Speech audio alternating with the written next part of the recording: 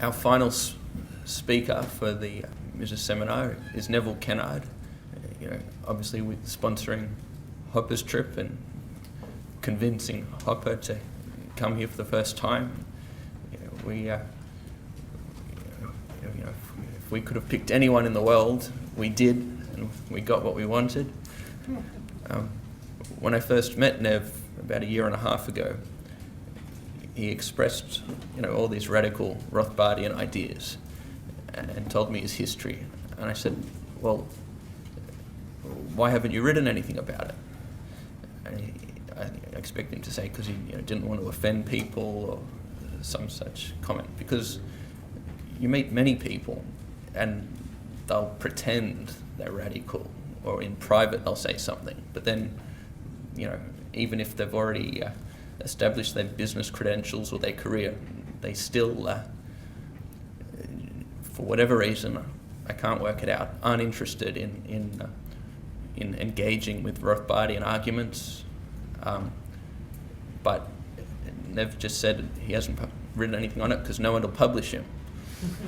So I set up a website, and it's been 60 weeks, and for 60 consecutive weeks he's written a column defending his right to collude, his right not to vote, and other radical things. I've tried to get people to respond to Nev. We had a federal politician respond, only to say that he will not respond. So that was the closest we have got. And I guess one of our aims is from this event that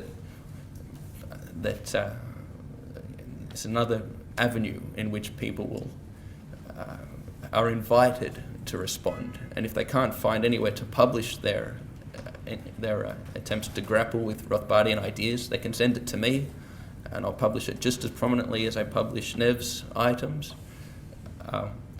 So please send in your criticisms or questions, and invite all your friends who are critical to do the same.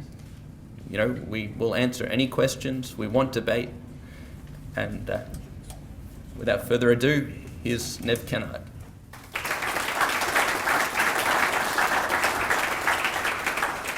As Benjamin said, when we met, it was at a dinner put on by Shaken and Stirred by Leone and Parnell.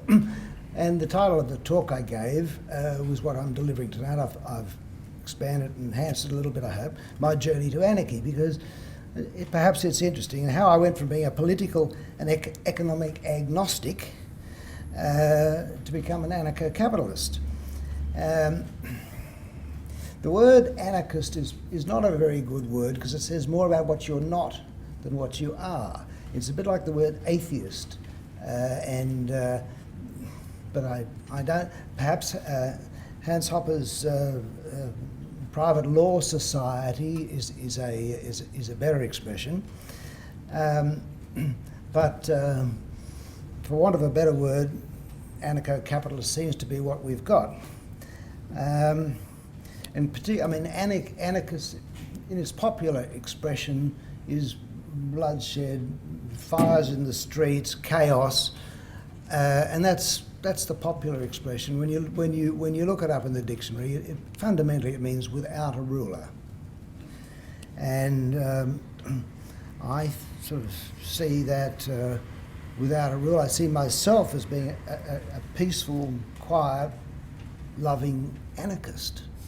I just don't want to have a ruler, that's all.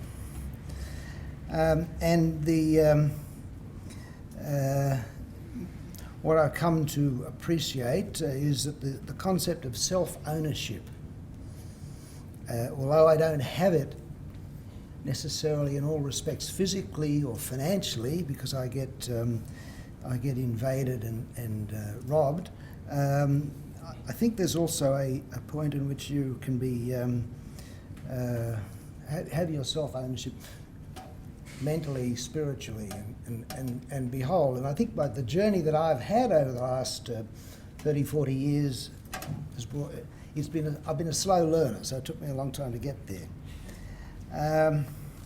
What happened in the 1960s, And I found myself in business. I went into my father's business, I bought him out. I thought, well, maybe I better learn something about economics. I hadn't been to university. I scraped through the leaving certificate with 4 Bs. So I went into a bookshop and I saw a book in Demics. Down the spine was economics. I didn't know there were different sorts of economics. So I bought the book, hardcover, quite thick, took it home. I couldn't understand it.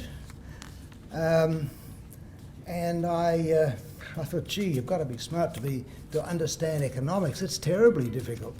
And so I put it down. I didn't get very far into it. I understand now why, because the book was written by Paul Samuelson.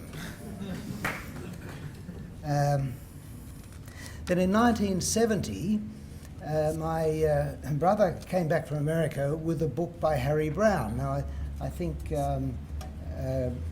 Ron Manners mentioned Harry Browne. He was a significant force in the libertarian movement at that time. This book was entitled How You Can Profit from the Coming Devaluation, in which he correctly forecast, I think it was a 17% devaluation of the American dollar around about 70 or 71. But mixed in with his economic advice and predictions was a good dose of libertarian ideas. It just opened the door to me. I got another of his books, and in the back of that book was a bibliography. And I wrote away and got a heap of books.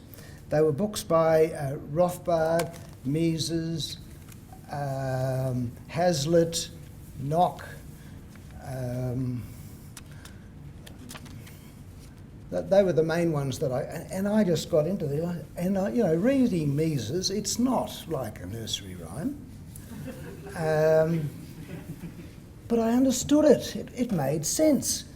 Samuelson made no sense. He had graphs and numbers and things, and whereas Mises and Rothbard, for a new liberty, I was introduced to the anarcho-capitalist idea by Rothbard at that time.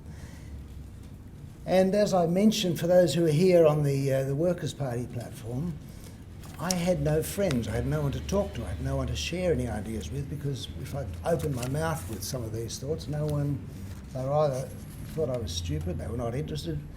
And the Workers' Party came along, and there I had a few fellow travellers.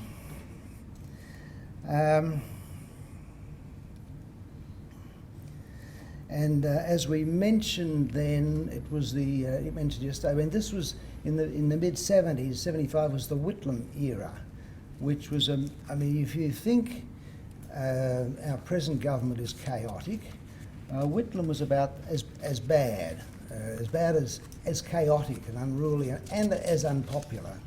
So it was a very interesting, heady time in Australian politics and also in the economics. We were in a deep recession. Interest rates were high. Things were looking pretty ordinary. Anyhow, the Workers' Party had this short, probably spectacular period, very short and very,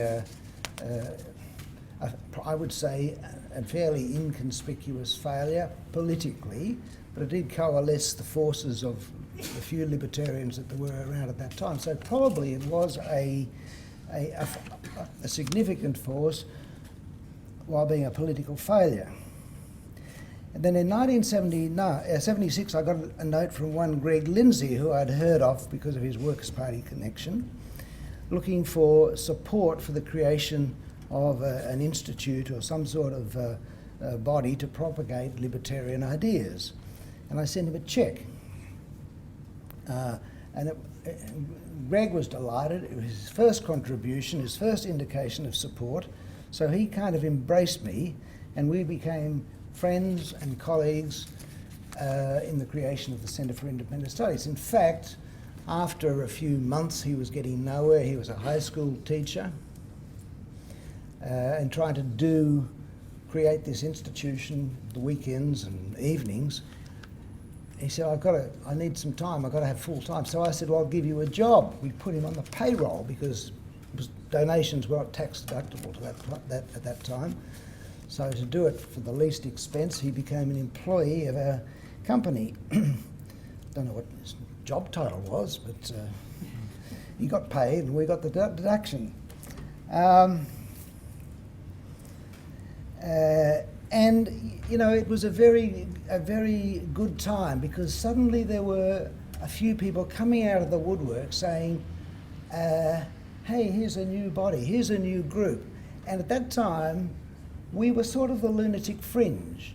The ideas were at that time quite radical, and it was quite fun being branded as interesting but impractical, or all sorts, but being somewhat rebellious, I suppose. And I think at that time the CIS was quite libertarian, which made the whole thing quite interesting and fun. As the CIS became more successful, and I use that, emphasise that word successful, it became less adventurous, and it became more devoted to fundraising, and it became more mainstream. And if I ever suggested something to Greg like, well, why don't we talk about drug law, drug prohibition? No, you know, more important things. He prioritised it, even though I thought the prohibition of drugs was not only fundamental to individual freedom, but also counterproductive in the use of drugs and the population of prisons and all that sort of thing, and of course the contamination and corruption of the police. So anyway, I also had hoped, and having, I mean, I did read Rothbard in about 1970 or 71, but I thought if we have less government, which was the CIS position, or no government, you know, doesn't matter that much as long as it goes in that direction. So I held out great hope that we would start seeing a diminution of government. And also, there were a few politicians starting to hang around. I thought, well, that's good. These blokes, you know, if they have some influence, we might actually start making some improvements. We might see a reduction in the size of government. One of those politicians was Bob Carr, who was then leader of the opposition in New South Wales. He became elected Premier, and I thought, wow, Bob was, and he was an intelligent guy, articulate. I thought, well, he's been around the CIS. He'll know a few things. He'll have some ideas. We'll see something happening here. Well, he got into office, became Premier, became a politician, and he just, I don't know what happens, whether it's the lure of office, the lure of the next election. It seemed that any will to reform, if he ever had any, evaporated, and he became a big spending politician, and he had a lucky run economically. Things were good. And so that sort of alerted me to the fact that, well, just because there's politicians hanging around doesn't mean it's going to make any difference if and when they get elected to office. And the other thing that moderated the CIS, no radical ideas were voiced, because the big end of town was on the board, and they were invited to nice parties, make big donations, and we didn't want to rock the funding base. It was a sort of a congregation, and if you're the minister with an affluent congregation, you don't bring in a radical preacher who's going to suggest, you know, let me talk to you about atheism. You know, the contributions in the plate when it goes around would just dry up. So there was a strategic method to this moderation that was going on. And the CIS was just becoming what I saw as more and more part of the ruling class, or the establishment. There's also I had suggested mid-90s or something, look, why don't we in the CO start a radical wing, a group of young, you can have a Chinese wall between, you can separate it, but have some radicals, because I could see there were a few young people, but hardly any young people coming along, being enlisted, being enthusiastic, like we've got here, all this youthful enthusiasm. That was not happening. But I thought, well, strategically it could be, the young Turks, the radical lunatics could be just separated a bit from the mainstream fundraising activities, and it could work. Well, that didn't happen. That was not accepted. I also had thought that what we needed, perhaps the big shift, perhaps the big change would happen if we had a financial crisis. We'd had some minor financial crises, but nothing very big. But if we had a major financial crisis, that might be the trigger for major reforms.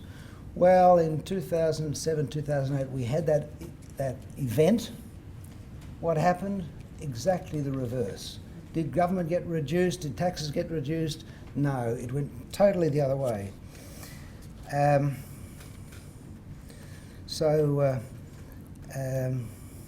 I was going to say something here, actually, in connection with the idea of new ideas.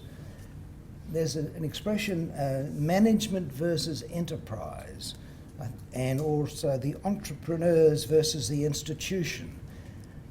Successful institutions really don't welcome entrepreneurs. They know how to do things. This, of course, creates opportunities for entrepreneurs to start other businesses or institutions, but the institution is a force against enterprise or against institution. As the CIS got more successful, the entrepreneurship or the innovative enterprise seemed to go away. Entrepreneurs are disruptive, and institutions and management, sometimes it's labelled entrepreneurs versus management. They're opposing forces. So it was about this time that I was introduced to the work of Professor Hans Hermann Hoppe. It was a review of a book that he had written or he had edited and compiled called The Myth of National Defence. And Professor Wolfgang Kasper, who Hans knows, edited this book, did a review in the CIS magazine, and I thought, well, that's pretty good. So I went away and got the book. Then I came to the Property and Freedom Society and further works of Hans. And I went along to a conference, I think it was 2007, of the Property and Freedom Society in Bodrum. I invited myself, it's by invitation. Hans doesn't want people he doesn't like there, so you have to be sort of invited. If you go along there with a bad attitude and a lot of money, he doesn't need you, thank you all the same. So anyhow, I invited myself, I dropped Wolfgang Kasper's name and he said that's enough for me. And some of the scales were dropping off some of the delusion that the think tanks and changing government, changing the size of government. I then had two experiences with the hope of changing government. One was the Workers' Party, a political thing. The other was the think tank trying to influence smaller government. So I'd sort of pretty much given up on that idea. And the people at Property and Freedom, their work were just stimulating, whereas I'd been to the Montpellier Society and those classical liberals there, lovely people, do nice work in the area in which they operate, but it's practically devoid of ethics and morality. It's utilitarian. It's not to talk about ethics. It's this expression self-ownership, which I think, was that a Rothbardian expression? Yeah. you don't hear that word, that we are sovereign individuals, responsible, capable and responsible for ourselves. In the establishment think tanks, you don't hear that. So that was where I came to know Hans. I came to have a pretty good appreciation for all the elements of a radical anarcho-capitalist attitude.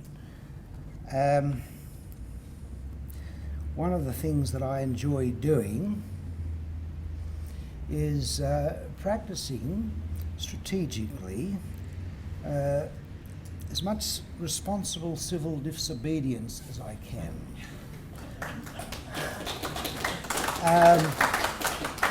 I wrote one of the essays on economics.org, Civil Disobedience, the Rules of Engagement.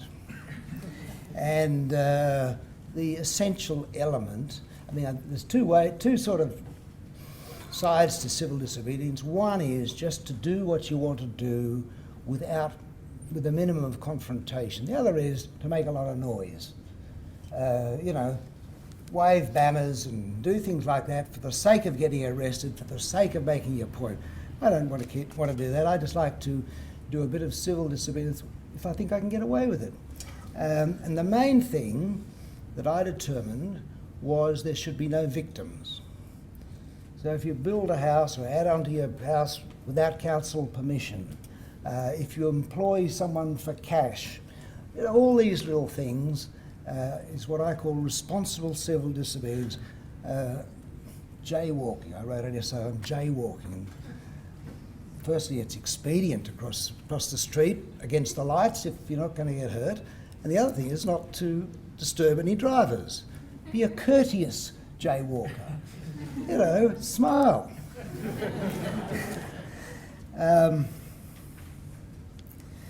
Because people, we're too compliant. We're too obedient. We do what we're told too much. You've got to be strategic because you don't want to go to jail for jaywalking or smoking a joint or whatever it is that you want. You've got to be strategic, careful. But I think we're terribly compliant. I've never had the opportunity to say it, but I'm waiting for the opportunity, is that when I want to do something, like put another room on the house or something like that, I just do it and I get a knock on the door from a council officer and he might say, you need a permission to do that.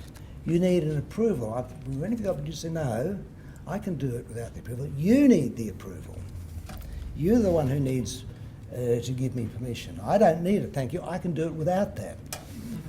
I don't know what sort of reaction I'd get, but I'm looking forward to the opportunity to say that. Now, one of the people that I've read is Henry David Thoreau. Many people here are familiar with Thoreau and his work.